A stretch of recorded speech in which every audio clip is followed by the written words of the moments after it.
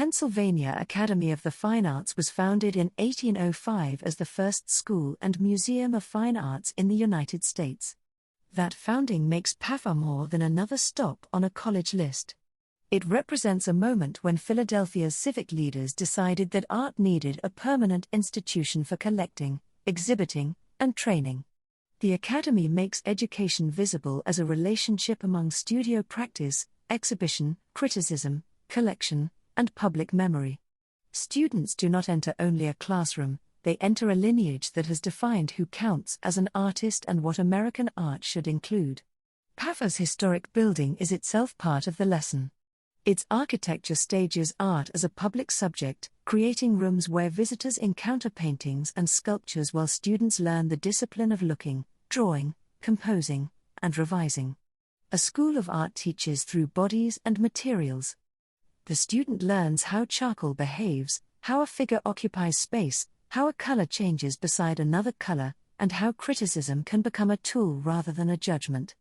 That process takes time and often resists the language of quick results. PAFA's current mission emphasizes expanding the canon and teaching artists to understand traditions while challenging conventions. The tension is important. An institution can preserve old standards and still revise them, but revision requires asking whose work was collected, who was admitted, and whose careers were dismissed as marginal. Women, Black artists, indigenous artists, immigrant artists, and working-class artists have often had to fight for visibility inside American art institutions. Read the Academy as both a place of opportunity and a record of those exclusions. Ask what contemporary students inherit: a rich archive, a professional network, a set of traditions, and the responsibility to make the institution more representative than it was at its founding. Philadelphia's college landscape is full of institutions that shape public culture beyond their campuses. PAFA does so through galleries, alumni, exhibitions, and the visual habits students carry into the city. The route should be read as a comparison, not a ranking. PAFA and UITS show how arts education depends on studios and cultural institutions. Curtis concentrates on mastery. CCP emphasizes access and transfer. Drexel connects study to work. Penn shows research power and urban influence. Temple makes neighborhood relationships unavoidable. St. Joseph's and La Salle demonstrate Jesuit and Lasallian formation. Jefferson shows a professional campus embedded in a different landscape. Chestnut Hill closes with a small, mission-driven liberal arts setting. Together, these schools reveal that college is not one experience. It is a collection of pathways shaped by money, geography, mission, labor, history, and the students who make each campus alive. The University of the Arts grew from older Philadelphia art and performance institutions that eventually merged into a university in 1985. Its programs in fine art, design, music, dance, theater, and media helped make Center City an educational arts district. The institution's abrupt 2024 closure is now part of the tour's history, and it changes how this stop should be narrated. A campus can be culturally central and financially vulnerable at the same time. Students, faculty, staff, and unfinished works were suddenly forced to find new homes, while the buildings entered a real estate transition. The closure was not simply the disappearance of a brand. It disrupted studios, rehearsal schedules, exhibitions, paychecks, portfolios, research, and the personal plans of students who had chosen a school for its particular creative community. That story matters because colleges are not abstract brands. They are working environments. A dance student needs a studio and safe floor, a painter needs storage, a musician needs practice space, a theater student needs a stage and collaborators. When a school closes, those material conditions are harder to replace than a transcript. The history also raises questions about governance and sustainability. Arts institutions often carry expensive buildings and specialized programs while serving smaller enrollments than large universities. Their cultural value may be obvious to a city, but value does not automatically become a stable revenue stream. Compare UITS with PAFA and Curtis. All are arts institutions, but their financial models, scales, and forms of specialization differ. The lesson is not that small arts schools are doomed.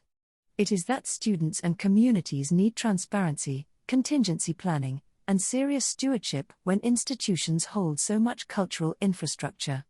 Walk the block and notice how much city identity was built by students and artists moving through these spaces, even after the institution's formal life has ended. A complete college history also asks what each institution promises and who can realistically receive that promise. Some schools emphasize access, some mastery, some research, some professional preparation, some moral formation, and some a protected setting for creative or intellectual work. Those promises are never separate from buildings and budgets.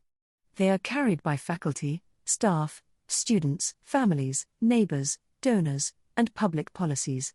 The official founding story is only one layer: the daily labor of teaching, advising, maintaining studios, supporting commuters, and preserving archives is what makes a college real. Curtis Institute of Music represents the conservatory model, a small, intensely selective institution organized around advanced musical training. Instead of measuring college primarily by enrollment or broad distribution requirements, Curtis concentrates on performance, practice, ensemble work, and mentorship. That concentration changes the meaning of campus life.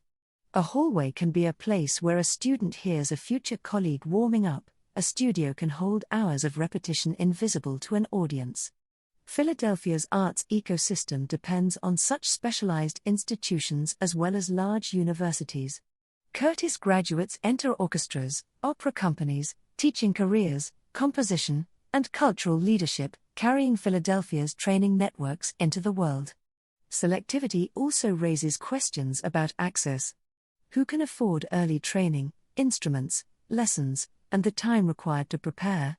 A scholarship can open one door, but talent pipelines are shaped much earlier by family resources and school systems.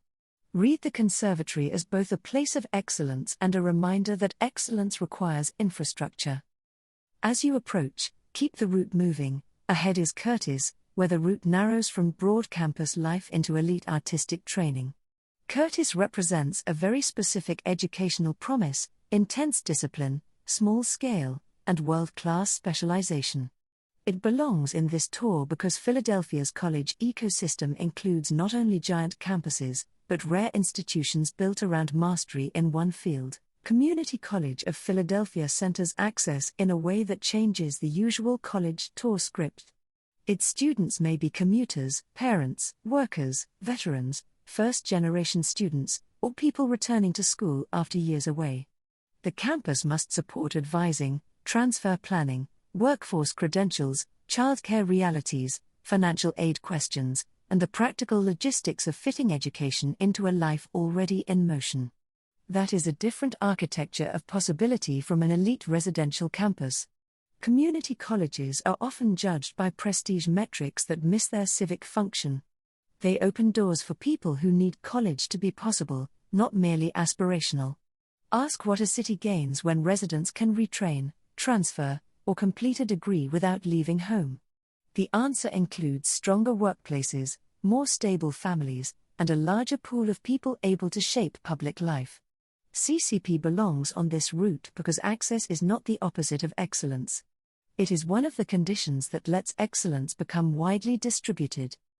As you approach, keep the route moving. Ahead is Community College of Philadelphia, one of the most important stops in the whole route because it centers access. Not every college story in this city is about prestige or exclusivity. CCP represents first steps, second chances, workforce transition, and the practical opening of educational doors for people who need college to be possible, not just aspirational. Drexel University is strongly associated with cooperative education, the idea that academic study should move directly into structured work experience. That identity shapes University City. Students circulate between classes, labs, internships, residencies, employers, and transit, making the campus feel transitional rather than self-contained. Drexel's model raises useful questions about the purpose of higher education. Is college preparation for a profession, a civic identity, a research career, or all three? Co-op can give students experience and income, but it also makes education depend on labor markets and employer access. Not every student enters the same opportunities. Compare Drexel's applied momentum with Penn's research and institutional reach, and with CCP's access mission. Philadelphia's college system is not a single ladder. It is a set of different routes through learning, work, debt, and ambition. Look at the streets around campus as a laboratory of university expansion. Housing, retail, laboratories, and public transportation all change when a university grows. As you approach, keep the route moving. Ahead is Drexel, where the route shifts from old prestige to applied momentum. Drexel's identity has long been tied to work readiness, co-op logic, and the idea that education should move directly into practice. That makes it a different kind of urban campus presence, one that helps define University City through motion and professional throughput. The University of Pennsylvania is a fitting starting point because it combines research power, historic prestige, urban real estate, healthcare, labor, and aspiration. Locust Walk looks like a pedestrian path, but it also functions as a stage where the university performs belonging. Gothic buildings, lawns, clubs, laboratories, and branded spaces tell students and visitors what institutional confidence looks like. Penn's history also requires scrutiny. The Penn and Slavery Project has documented connections between the university's early faculty and trustees and slavery, challenging stories that present the institution as separate from the economic systems around it. A campus is not only a place of learning. It is an urban actor that shapes neighborhoods, jobs, land values, and public expectations. Ask who can move comfortably through the campus, who works there without studying there, and who benefits from its growth. Starting here does not make Penn the standard for every other college. It makes power visible before the route widens to access, arts training, religious education, and professional schools. As you approach, keep the route moving. Ahead is Penn, a fitting starting point because any Philadelphia college route has to reckon with scale, prestige, and institutional reach. Penn is not just a campus. It is an urban actor that shapes research, real estate, labor, and aspiration across the city. Beginning here lets the route start with power before widening toward other educational worlds. Temple University is inseparable from North Philadelphia. Its scale creates opportunity through research, professional programs, hospitals, arts, and student life, while its expansion can generate real tensions over housing, safety, labor, and neighborhood control. Proximity is the key word. Student life and neighborhood life occupy the same blocks but do not always share the same experience of the university. Temple's history as a public research institution makes it an important route stop because it complicates the idea that college exists apart from the city. Students commute through local businesses, university construction changes property values, residents encounter campus security, events, and jobs, faculty and staff become neighbors. Ask what a university owes the community around it. Access to programs and employment matters, but so do accountable development, investment, and respect for residents' knowledge. Temple represents opportunity and scale, but also the hard work of making institutional presence reciprocal rather than extractive. As you approach, keep the route moving. Ahead is Temple, one of the clearest examples of a Philadelphia campus that cannot be separated from its surrounding neighborhood story. Temple represents opportunity, scale, and student density, but also the harder questions about expansion, belonging, and what happens when a university grows inside a living North Philadelphia community. This stop keeps the route honest about those overlaps. St. Joseph's University was founded in 1851 and eventually established its Hawk Hill campus along City Avenue. As a Jesuit Catholic university, it connects liberal arts education with reflection, service, and the formation of engaged citizens. Its location is a threshold. Philadelphia begins to blend into suburban and institutional landscapes along City Avenue, so the campus feels different from Penn, Drexel, or Temple. That geography shapes commuting, residential life, athletics, and how students understand the city. The Jesuit tradition emphasizes education as more than credentialing. It asks students to examine history, responsibility, and the consequences of decisions. That mission can be read alongside the practical pressures facing any university: enrollment, facilities, mergers, graduate programs, and changing student needs. Notice how the campus negotiates privacy and public presence. It is within Philadelphia, but not woven into the same dense street grid as Center City. As you approach, keep the route moving. Ahead is St. Joseph's, where the route meets the city edge. City Avenue is one of those corridors where Philadelphia starts to blur into other municipal and social geographies. A campus here feels different because it sits between worlds, carrying both urban and suburban cues at once. Thomas Jefferson University's East Falls campus changes the visual and social rhythm of the college tour.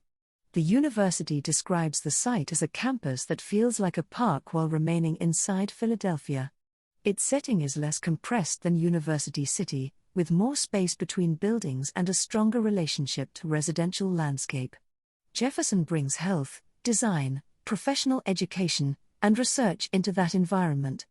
The route uses this stop to show that a college's influence changes block by block. A campus can be urban without looking downtown. It can employ neighbors, shape transportation, host clinics or programs, and alter how a neighborhood imagines its future. East Falls also carries the history of Philadelphia's institutional edges, where education, healthcare, and residential life overlap. Ask how students experience a campus that feels both separate from and connected to the city. As you approach, keep the route moving. Ahead is Thomas Jefferson in East Falls, where the route leaves the central campus cluster and starts testing how colleges shape very different parts of the city. Jefferson brings health, design, and professional training into a more residential-feeling environment, reminding us that higher education in Philadelphia is geographically uneven and locally specific. La Salle University was founded in 1863 during the Civil War, growing from the educational work of the Christian Brothers in Philadelphia's Catholic immigrant communities. Its Lasallian tradition emphasizes education for students from different backgrounds, practical preparation, mentoring, and service. That history gives the college route a different language from research prestige or conservatory selectivity. La Salle's story is also one of adaptation. It added applied studies, responded to economic crises and wars, and changed as Philadelphia's students and neighborhoods changed. A mission-driven institution is not frozen in its founding identity. It has to decide how values become curriculum, financial aid, student support, and community engagement. Look at the campus as a place where formation is supposed to happen through relationships as much as lectures. Ask what it means for a college to educate the whole person while still preparing students for work and public life. As you approach, keep the route moving. Ahead is La Salle, which helps the route show that Philadelphia's college network is also shaped by religious and mission-driven institutions. La Salle carries a different tone from the giant research campuses. It suggests a college identity tied to formation, service, and neighborhood anchoring as much as to brand prestige. Chestnut Hill College opened in 1924 as a Catholic liberal arts college for women, founded by the Sisters of St. Joseph and originally named Mount St. Joseph College. Located on the northwestern edge of Philadelphia overlooking the Wissahickon, its 75-acre campus offers a different atmosphere from Center City and University City. The college's history emphasizes intellectual, spiritual, emotional, and social development, while its mission has adapted to changing students and society. That makes the campus a useful closing contrast. A college is not only defined by its programs, it is also defined by pace, landscape, ritual, and the feeling of daily life. Chestnut Hill's setting can create reflection and community, but a quieter campus should not be mistaken for a less complex institution. It still navigates access, finances, diversity, professional preparation, and the future of liberal arts education. End the route by comparing all 11 stops. Philadelphia's college ecosystem includes art academies, conservatories, community colleges, research universities, Jesuit and Lasallian institutions, health and design campuses, and small residential colleges. No single model is the whole story. As you approach, keep the route moving. Ahead is Chestnut Hill College, where campus life takes on yet another social texture. Compared with the denser districts downtown and in University City, this setting feels more secluded and residential. That matters because the route is not only mapping institutions. It is mapping the emotional environments they offer students.